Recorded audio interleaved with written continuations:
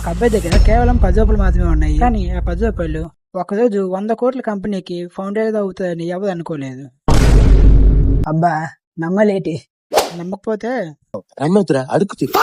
కానీ క్వశ్చన్ ఏంటంటే 10 రూపాయలతో అసలు బిజినెస్ ఎలా స్టార్ట్ చేశాడు, ఆ 10 రూపాయలని 100 కోట్లకి ఎలా మార్చాడు.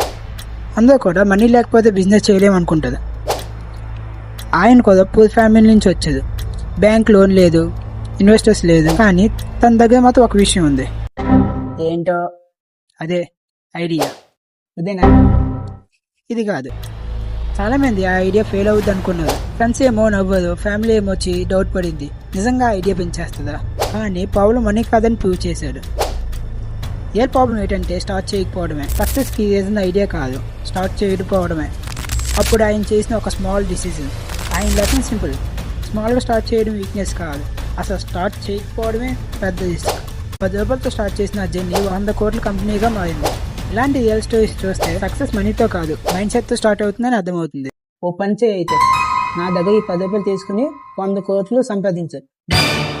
దాంట్లో నీకు 50%, నాకు 50%. నీకుందా ఆగదా? ఫాలో చేయడం మర్చిపోకండి.